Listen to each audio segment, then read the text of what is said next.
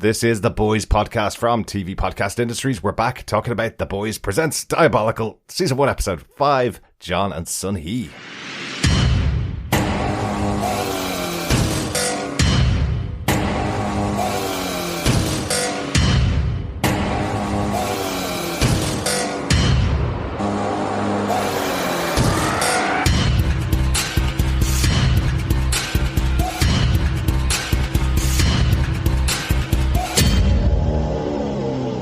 Welcome back, fellow boys and girls, to our 5th episode of covering The Boys Presents Diabolical Season 1.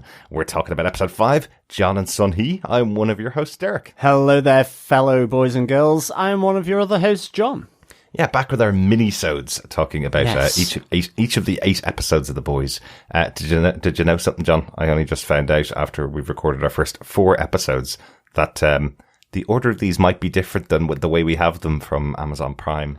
Well, this is what we got. This was the order that they came in with the designated episodes. So I guess, look, it is what it is. Yeah. But alas, it is a bit of a pick and mix with these shows. They're not connected together in any way. They're all standalone. So you can dip in and out of them and pick the episodes as you see fit, fellow boys and girls. Exactly. They're all out over the course of a week, so you're not going to miss out for too long. Not going to be waiting for too long for any of the episodes, I suppose. Absolutely not. Just a reminder, you can subscribe to the podcast over at tvpodcastindustries.com. You can head on over to any drunk or sober podcast catcher of your choice. Just search tvpodcastindustries.com. If you have any thoughts, comments, theories on any of the episodes of Diabolical, you can send them into us at feedback@tvpodcastindustries.com or over on our Facebook group at facebook.com/groups/TV Podcast Industries. Exactly, yes. There's spoiler posts up there for each of the episodes that we're covering for Diabolical. So we'd love to hear your thoughts about any of the episodes and which one's your favourite and what your thoughts about each of them are. We get into our discussion about episode 5, John. Yes, let's crack on. Well, the episode title is John and Sun-Hee. The animation style in this inspired by Korean drama and horror. I can see that. Yes, definitely. Definitely see that.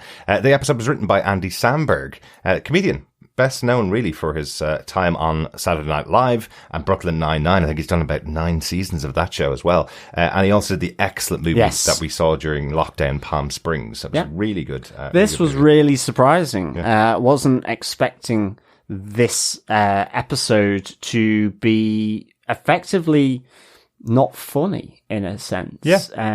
Given that we have a well-known comedian and comedic actor writing for it. So good to see the different style or just the different focus of this episode from him. So I was really intrigued by that. Yeah, absolutely.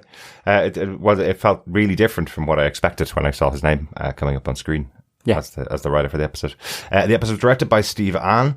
He's done loads and loads of animation over the years, from Voltron, Legendary Defender back in 2016, and also directed 2 episodes of Star Trek Prodigy, the new animated series from Star Trek. I think we're getting that over the next year over here in Europe. It's only released in the US at the moment. Yes. So, hoping to watch that because they've done some great stuff on Star Trek. And as our wonderful fellow boys and girls do know, we are covering Star Trek Picard, the live action show from Star Trek Universe. On our main feed on TV Podcast Industries as well. So another entry into the universe of Star Trek.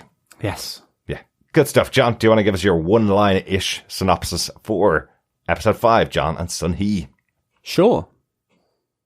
An insatiable monster is unleashed on the world by an elderly Vought janitor as he tries to save his terminally ill wife with a dose of compound V. Very touching episode. Kind of alluded to it with the writer that it was a surprising episode, but this was definitely the most touching episode that we've seen of all the episodes so far. Really well handled, really interesting premise, interesting idea. Yeah, you know, the opening of the episode being a photograph of John and Sun-Hee as young lovers, effectively together when they were first together, and then that opening moment where the doctor's saying she has 5 days to live and doesn't even know you're in the room, effectively. So you can kind of understand their relationship right from those opening moments. Yeah, I mean, it was a love story of a couple, and it is the the energy that the janitor John, that he will do anything for his loved one Sun-Hee in order to keep her alive. Yeah. And what happens when you stop at nothing, I guess, ultimately, in doing so, in that, unknown to him, there is a monster created that effectively comes out of Sun-Hee as part of the powers that come from this vial of Compound V. Yeah. So really interesting. I mean, even just the opening with Terra barking at the shadow falling over him, I was wondering, okay, what's that? So I actually thought it was Terra barking at aliens that had invaded. It was going to be something along those lines, and the soups would be coming in. But this is ultimately effectively the power that she's given. It's almost like representative of the cancerous tumor that she has. Yes, and exactly. that is the thing that then takes hold and is just destructive once it's come out of her. But she still then has powers within her as well. So really, really good. Handled so well, and actually just really emotional. Yeah, to be honest.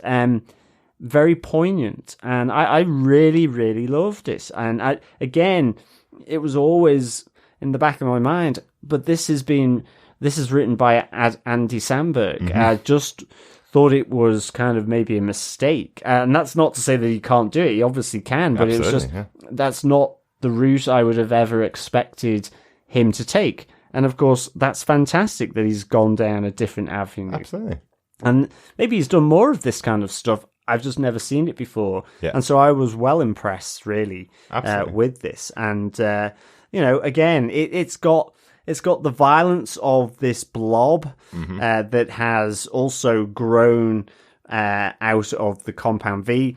Again, everything it kills, it assimilates in and it starts to grow again, similar to cancer. Yeah, so exactly. It's all really, really good. I love before it comes out of Sun-Hee's body, you just think there's this gentle granny killing everything as she just hasn't got control over this new power that she's gotten from taking or being given the Compound V by her husband. So that was really, really good. And of course, very emotional, where she goes using her powers to stop and destroy the blob. And the goodbyes between her and her husband, John. So this was superb. I also just like the whole tack of, the John, her husband, knocks a Vought guard unconscious, gets a vial of Compound V, is found out. All of a sudden, all the security team from Vought that have come to effectively arrest them are all killed by Sun-Hee and these tendrils that come out of her kind of chest. Yeah. And then they manage to escape the hospital, killing more Vought guards. And the instinct is, and I can kind of understand it, is we need to go hide in a remote hut. Absolutely. Yeah. Yep. And I suppose that's the whole thing about the relationship. John has done this because he will lose his wife in 5 days' time. It's really present here. It's the desperation, absolutely, of John here. Yeah, exactly. And you see that moment when, the final battle's there, when this blob is taking on the army and has effectively killed everyone that's been sent at it from Vought. And John just tries to pull Sun-Hee in the car and goes, "But you're alive, and I have you back," effectively. So let's go off into the sunset together. But Sun-Hee's not going to do that. She never asked to be saved in this way, and she knows it's her job and his job to go back and help save the world. Definitely. But she takes on the battle itself using the powers that are inside her. And as you say, that the goodbye is so simple and it feels real. It feels like a realistic thing that someone's saying on their deathbed. Effectively, she's saying to him, make sure you eat. Don't avoid meals because I'm not there beside you to make you eat, kind of thing. So it's a lovely goodbye almost. Yeah, I would say this is a hugely layered short piece of animation. Yeah. From the depth of emotion, the connection you get with the characters of John and Sun-Hee in such a short space of time. There is the prerequisite, the boys splattering of blood. There is the comedic moment, really, of when the entity escapes from Sun-Hee and starts to devour the woodland creatures. So you see raccoons, forest birds, a bear, and deer all being consumed by the cancerous blob that is also now superpowered. And then you have the goodbye. So, just fading to the white screen as she sort of powers her way towards the blob to stop it, because every other attempt to stop it so far by Vought has ended up with all their security guards being killed and consumed and absorbed by the blue blob. So, I thought this was a tour de force, really, of short animation with punch and meaning, and it was really excellent. Yeah, absolutely. Really, really good episode. Probably the best so far of the 8 episodes that we've watched and talked about. What about yourself, John? What do you think overall about the episode? Overall, I would give this 5 terror barking at the blob out of 5. It really was superb. Yeah, this feels like the one that they'll put up for an award to show how good it the does animation feel like that. style in this world can be. What we've seen within the Boys TV show is that very much this compound V is given to children so they can grow into their superpowers, and it's kind of take that concept of the kind of comedy concept of what happens when you have laser-eyed babies coming out of it. Well, what if you give it to someone that's on their deathbed dying of cancer? Oh, it's going to attach to the cancer and create a monster that could consume the world the way that it's consumed this woman. It's a really well observed drama coming out of exactly. It's probably the most serious, actually, of the animations so far. Without a doubt. But really, really good. I hope they, if they come back and do a season 2 of the show, I hope they give the opportunity for this kind of story to come into it as well. Yeah, definitely. Doesn't all have to be laughing and joking. You can also have this kind of concept coming out of the show as well. Well, it just adds to the nice range that is happening within these shorts. They're not going to be for everyone. Yeah, certainly not.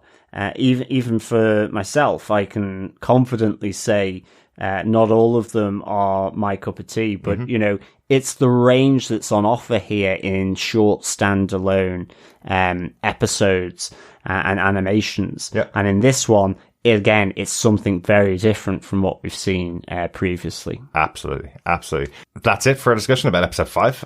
If you want to send any feedback into us, you can email us to feedback@tvpodcastindustries.com. Next up is our discussion about episode 6, BFFs, coming up on your feed soon. Yeah. Thank you so much, fellow boys and girls, for joining us. And we'll speak to you again very, very soon. Bye. Bye.